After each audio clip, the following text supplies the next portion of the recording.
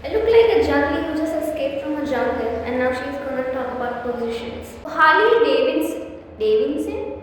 Hey Davidson, game che! So, today we're gonna talk about positions. My favorite topic.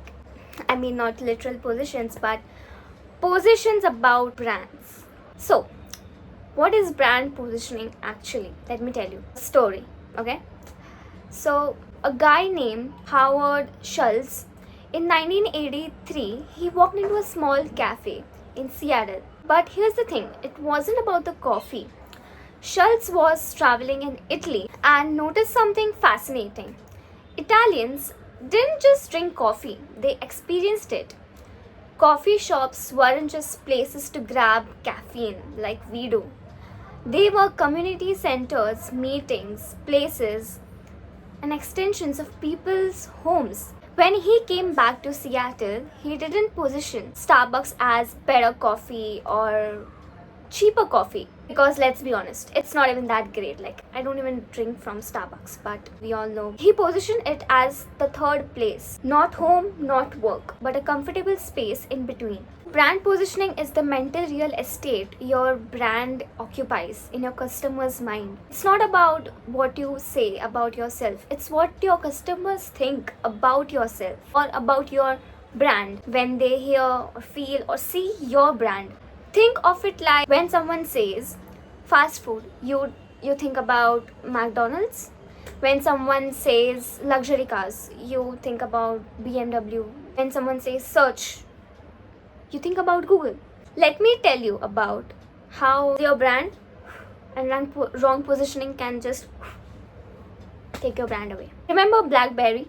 In 2007, they owned the smartphone market. But here's where they made their positioning mistake. They positioned themselves as the business phone, while Apple positioned themselves as the phone that changes everything. BlackBerry's position was so narrow that when business users started wanting phones that could do more than email, BlackBerry had nowhere to go. They were stuck in a box they created for themselves. The consequence? They went from 50% market share to less than 1% in just 8 years. So now let's talk about positioning strategy. So you better stay here with me right now, okay? Don't distract yourself. Don't. So first, the against the leader strategy. Remember when Pepsi launched their Pepsi challenge in 1970s? They positioned themselves directly against Coca-Cola. The genius wasn't in the taste test itself. It was in positioning Pepsi. It was positioning Pepsi as the choice of the new generation and Coca-Cola, while painting Coca-Cola as your parents' Coke. Coke, तुम्हारी parents की Coke में से Coke निकलेगा कि नहीं? Not funny. Not at all funny. Okay. Second one is own a word strategy. FedEx owns overnight, Volvo's own safety, Tesla owns electric. LinkedIn's genius was owning professional networking. They didn't try to be another Facebook, they carved their own mental category. So, one word, your brand and that one word are like match made in heaven. Then the third category creation strategy. Here is where it gets interesting. Red Bull didn't position themselves as a better soft drink. They created an entirely new category, energy drinks. Before Red Bull, if you were tired, you drank coffee. Red Bull created a new mental category and owned it completely. I've seen my friends who is like caffeine addict right now, who drinks Red Bull like a glass of water. So yeah, it's pretty concerning. Fourth, price value strategy. Southwest Airlines positioned themselves as low cost airline that doesn't suck. They didn't try to be the cheapest or the most luxurious. They found a sweet spot of good value. Fifth strategy, which is emotional connection strategy. Harley Davidson? Hey Davidson, game che. Sorry. So Harley Davidson don't sell motorcycles. They sell rebellion, freedom, and belonging to a tribe. Their positioning is so strong that people tattoo their logo on their bodies. Like myself, I'm a fan of it. Okay, it's too sexy. Oh my god. Even in their websites and everything, it just makes you feel like, yeah, bitch, you can't really do anything to me. I have Harley Davidson.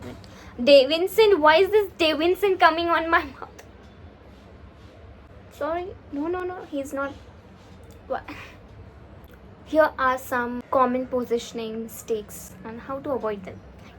Just don't do it. Don't do it. Trying to be everything to everyone. Like, stop being a people pleaser.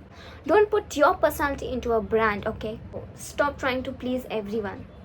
For example, Yahoo tried to be a search engine, email provider, news site, social network. They ended up being a mediocre at everything. Positioning based on features instead of benefits. Now many SaaS companies, not tumhari SaaS, position themselves as having more features instead of actually solving a specific problem. One of the main thing that actually solves is actually care about your customers. Like actually focus more on what your customers want instead of thinking about yourself. Thinking about your profits. Because to be honest, everything can come. Like it's a byproduct about having like gaining profit and more. If you are just acting like you care about your customer, just don't do it. Just F off, okay? Don't mind my language, mind your own business. Copying competitors, just stop copying.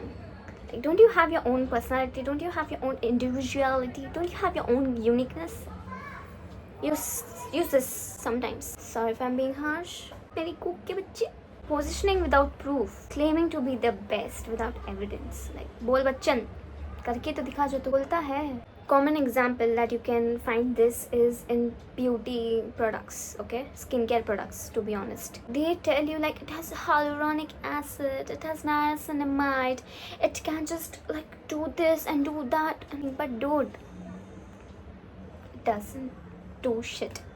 In the end, you have to go to your doctor, dermatologist, and they provide you something like better. So now what I have found, some emerging trends in positioning is purpose-driven positioning. Brands that position around values and causes. Nowadays brands are going towards more about purpose, values, culture, and it's what's shaping them and us and our behavior. And community-driven positioning. Brands like Discord, Reddit, positioning around community building. Telegram and AI-enabled positioning. Oh my god, AI. आईच्या गावात using AI and data to create more personalized and dynamic positioning. Because to be honest, you talk about more things to chat with ChatGPT. Brands have started to register themselves on ChatGPT. He will suggest your brand. That's it. If you find this interesting, then let me know. If you want to know that how do you actually position and what questions do you actually ask yourself as someone who want to position their brand, let me know. You know what you have to do. I'm not gonna tell you what to do. Who am I to tell you what to do? You're smart enough to do what you do. Yeah, so you know what you have to do. Comment. If you want to know, I'll share PDF with you where it has everything. Okay. And if you want to know more about me, bye bye.